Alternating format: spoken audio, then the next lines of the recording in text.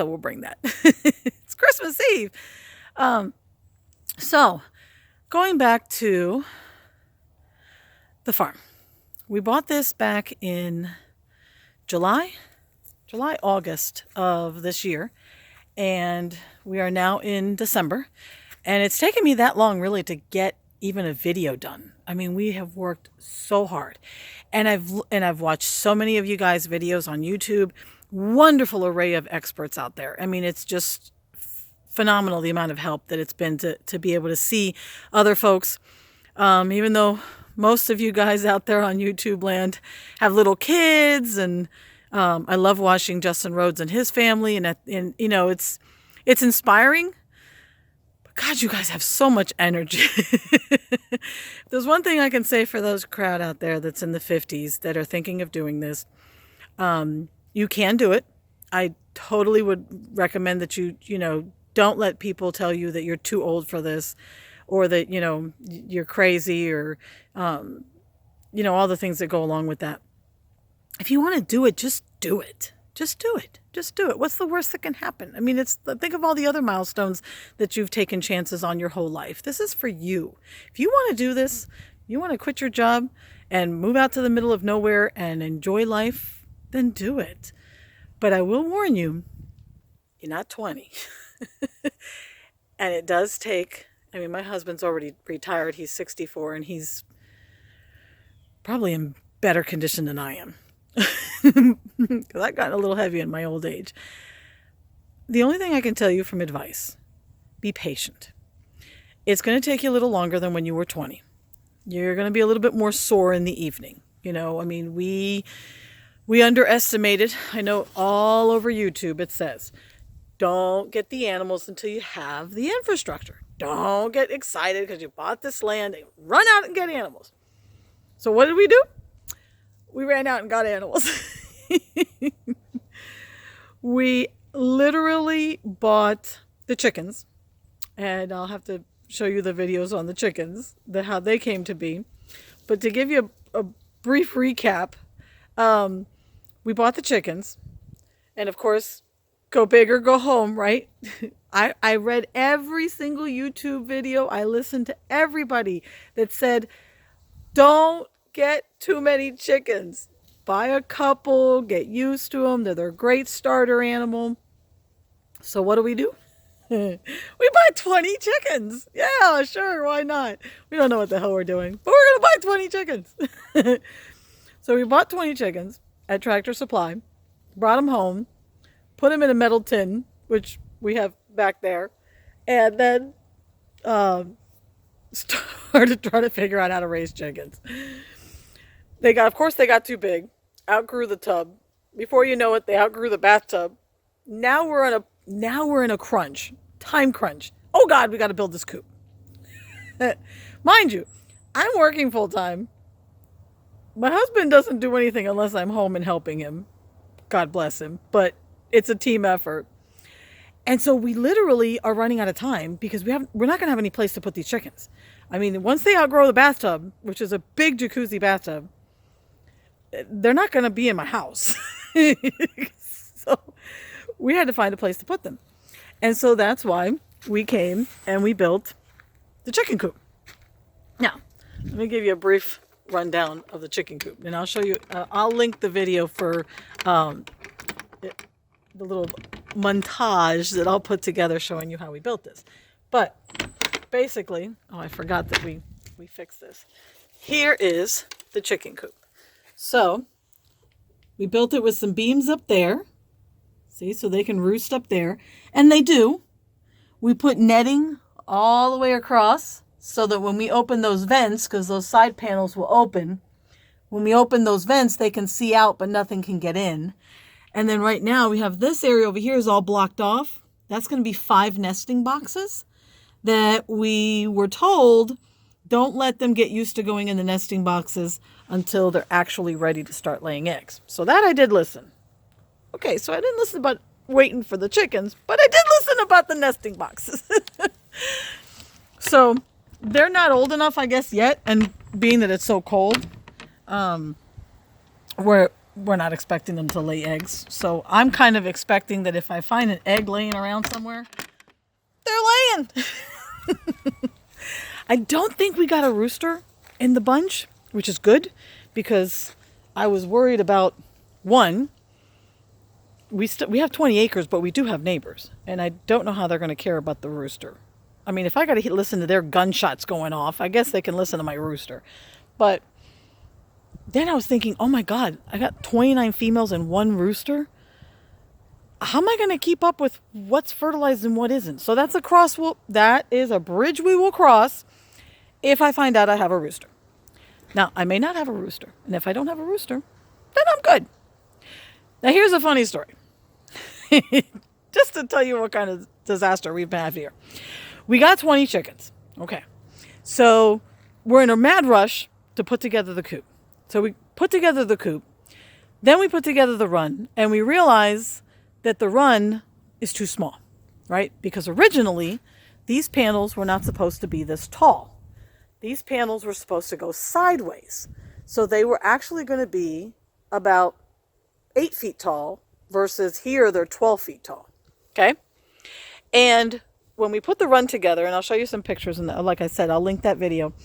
But we realized was 20 chickens is a lot of birds. They're so cute when they're little. And then they become these big monstrosities of birds. I'm like, oh God, these guys are not going to fit in here. And we didn't know how often we were going to be able to come out here and take them out. And I said, the run has to be comfortable for the chickens if they have to stay in there if we're gone.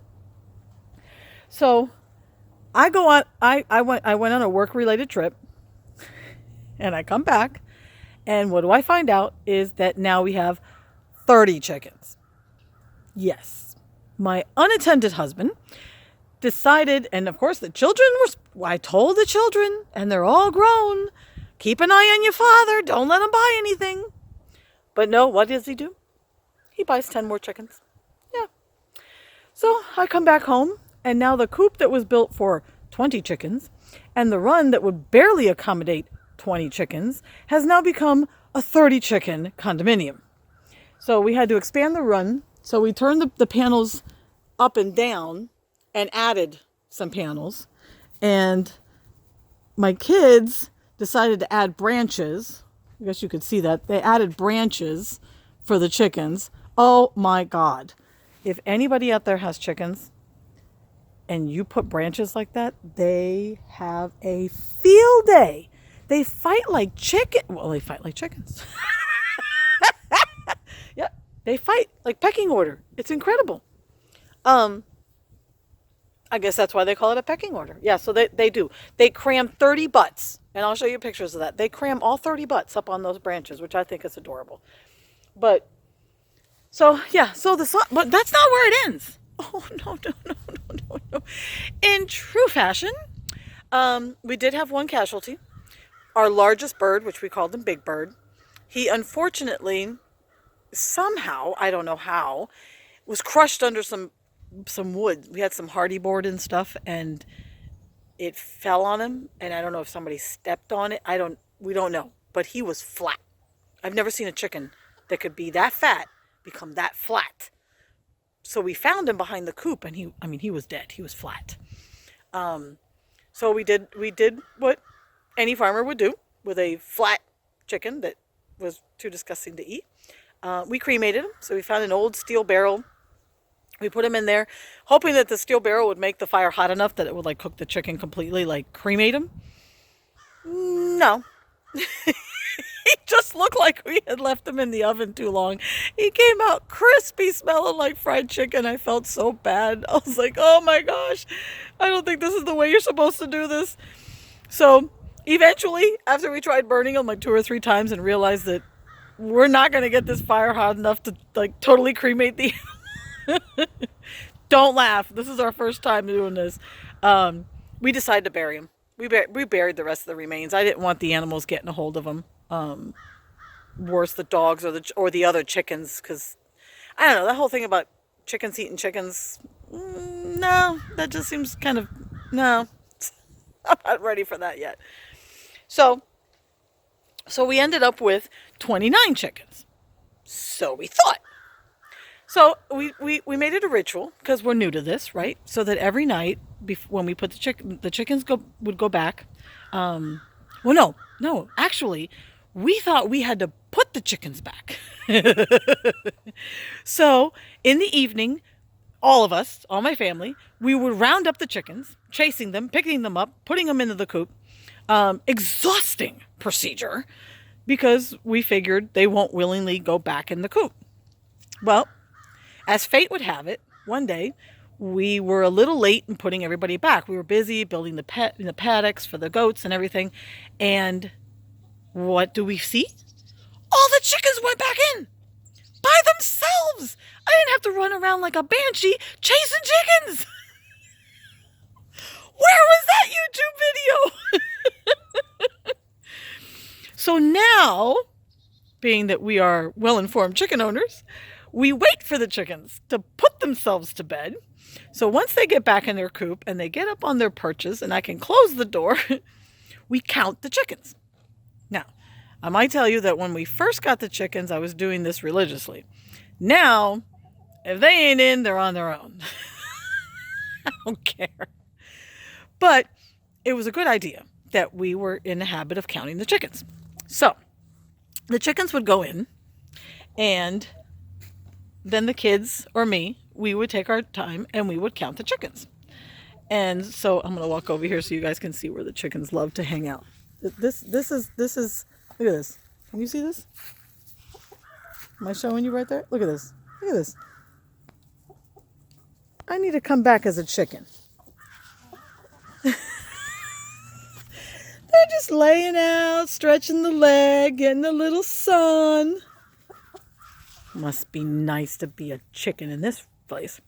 Well, anyways, so what did we discover? Well, we discovered when we came back to the coop and we started counting the chickens that we had 30 chickens. Now, wait a minute. I'm pretty sure we lost one, and we originally started with 30. So I don't know about you and your math, but my math tells me that if I had 30 and I lost one, I should have 29. Why do I still have 30? Well, apparently, we absorbed another chicken from somewhere. We've looked at all the ranches around us, all the houses around us. Nobody has chickens. Nobody has chickens. Where this chicken came from that happens to match the breed that we have, I don't know. He walked in one day, made himself at home, and has never left. And I can't tell which one it is. It's one of the white ones. We couldn't tell. He's about the same size. So I don't know if he just didn't have it as good at his homestead and he decided to just come over here and immigrate. I don't know. But I figured if it's not, I can't tell which one it is, first of all, because they all look the same size. And none of them look sick. So I said, well, I guess it's okay. He can stay. I mean, where am I going to put him back? I can't even tell which one to take back. But that's not where the story ends. Oh, no. That would be a boring story. We don't do boring on my farmstead. Fast forward about a month or two. And lo and behold, now we have 31 chickens. Somehow, a brown chicken, one of those little guys down there, showed up, and now we had 11 white ones, and we had, let's see, the brown ones were the original ones, so we had 11 brown ones. Okay? So somehow, not having any chickens in the vicinity, we managed to adopt 2 more chickens. So I thought it was bad enough that we had 30 chickens to start out with. No, now we have 31 because we lost one and we gained 2. Thankfully, in the last 4 months, we've had no more new residents. Thank you. Because these guys are gluttons. Look how fat they've gotten. I can't believe how fat these things have gotten. I could definitely tell which ones are like the ones that would be meat birds. or like they call that dual purpose thing. I can totally see that because look at the size of that baby. He better lay some eggs. Or I should say she better be laying eggs. Because if not, that's a heck of a drumstick. So, last part of the video that I wanted to tell you guys about is the goats, right? Because like I told you, we should have learned our lesson from the chicken, right? You don't buy the chickens and then make a mad dash to build the coop for the chickens, right? No, you don't do that. You don't do that. That's rule number 1 of homesteading. You get the infrastructure in place and then you bring the animals because that's the intelligent thing. And it's all over YouTube and I've watched every video that tells me. I remember Arm's family homestead. He said very clearly, don't do it. Don't run out and get the animals until you have the infrastructure in place. Don't do it. I heard him. I didn't listen. Well, maybe it's not just my fault. I think it's my husband's fault too. So we have the chickens. We have the chickens in place. We put the coop in place. Everything is great. Now he wants goats. So we go to this lady that's like an hour drive from here. She has these adorable goats. So of course, my kids and my husband, everybody picks out the goat they want. We get 3 because of course we were going to get 2 and we never do anything in moderation. So now we got 3. All 3 are girl goats. We think they're Nigerian milking goats. We'll see. Haven't decided if I want to milk a goat yet. Working on that. I know if I'm going to have a homestead and I'm going to live off my homestead, I got to learn to get over the fact that I'm going to probably have to eat and kill and milk and whatever some of these animals. I'm working on it. Watch some videos about killing chickens. I think I'm a little bit more comfortable about that. We'll see. At some point, we're going to get some Cornish cross and we're going to get some turkeys. But I think I've learned my lessons from the goats. And we're going to put the infrastructure in place first and then get the animal. Took me a little while. Okay, I'll take that. I'll take it. Yes, it took me a little while. Had to get the chickens and do a mad dash for the coop. And then we got the goats. So here's the story. We bought the goats. We paid the lady the deposit, right? And so she says, well, they're not completely weaned yet, so it's going to be like a month or 2, and then you can come back and get them. Wonderful. Plenty of time. Oh, plenty of time. 2 months. Pfft, we could have everything ready for them in 2 months. Really? For those of you that are watching this that think that you have 2 months at my age to build a freaking place for those goats, no, wake up. So it was all hands on deck, mad dash to put together this pen. Okay. Now, mind you, you might be saying, what's the big deal? It's 4 posts and a couple of feet of fence. Not a big deal, right? Shouldn't take you long. No, it shouldn't. But it did. I'm telling you, what a life. What a life. That would be me. Laying out in the sun. Yeah. Laying out in the sun. I love watching these guys. Okay. So, back to my story. I always forget you're supposed to hold the camera sideways. Oh, and then block the camera. Yeah, okay. That's a good idea. All right. So, back to my story. So, what we did was we put in all the posts. So this first paddock was the first one we did, right? Just a big square. And then we didn't have the doghouse yet. We had to get a shelter for the goats. Well, of course, my husband goes on Pinterest, and these people who have far more time and money than we do built this Taj Mahal of a goat house, right? And he was going to put ladder on the side and a rock wall, and they were going to be able to get up on the top, and he was going to put a little railing so that they wouldn't fall off. And yeah.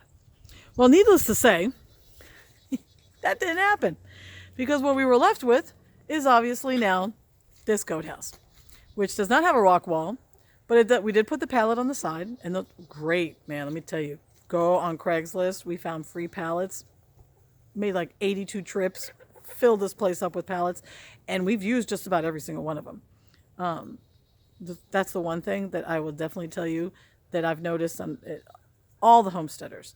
They really know how to reuse, recycle, and just reimagine things, because the amount of money that you spend, there's no way.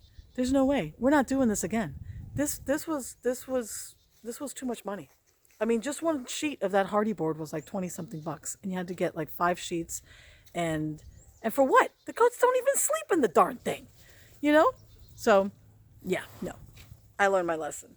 So now for the second paddock, right? Because we're obviously, I know that goats tear up the environment, and they poop everywhere. God forbid when this thing gets wet, you should see. I mean, it's just like, it's gross. It's really gross.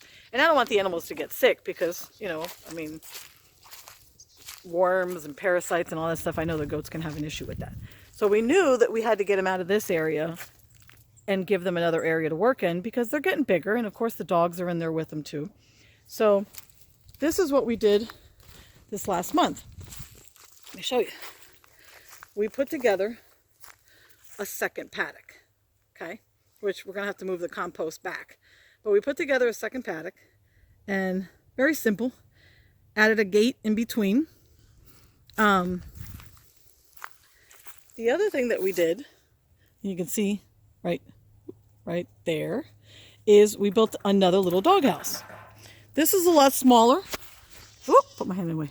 A lot smaller and a little less elaborate. Okay, we didn't insulate this like crazy. We did use the rest of the hardy board that we had left over to do the outsides, just so that it would be consistent with the other houses that we did. We didn't insulate this one because we figured, that they're fine. See, isn't it amazing how it's like parents, right? You start out with new parents, like as a new parent, and you buy them the best of everything, the best diapers, the best clothes, the most, you house-proof the whole house. I mean, you just go crazy, right? Because you think that's what new parents are supposed to be. It's just very meticulous, and you sanitize everything before you put it back on their mouth. And then you have 2 kids and 3 kids or 4 kids like I have. And pretty soon it's like, 5-second rule. Pick it up, put it back in his mouth. It won't kill him. That's kind of what we're doing with the goats. We spent so much time building that Taj Mahal for the goats that now I'm like, no. Now I understand why people put 2 sticks and a tarp. Because you don't got money for this. Then you know how much these animals eat? Oh my God. I spend more on them than I think I do on the 6 people I feed at home. So we built that little doghouse, which is a lot smaller. It's like a 3x3. But I will tell you that I put vinyl stick tiles in the floor so that it makes it easier to sweep out. The other one, I put outdoor carpet, which I thought the dogs would love, because then that way it's kind of like a little warmth and a little, more rough on their feet, to lay on than just a slab of plywood. My mistake, because that absorbs crap. This is going to be cleanable. So we'll see. They just were introduced to it yesterday, and they liked it. The goats did. The dogs won't go in there. I think the dogs are getting so big that they don't fit.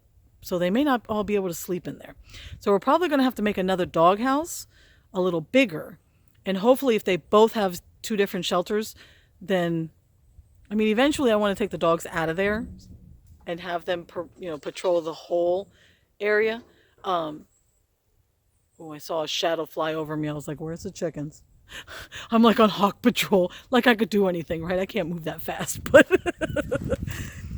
so here's the other thing that we did, just to give you the final tour.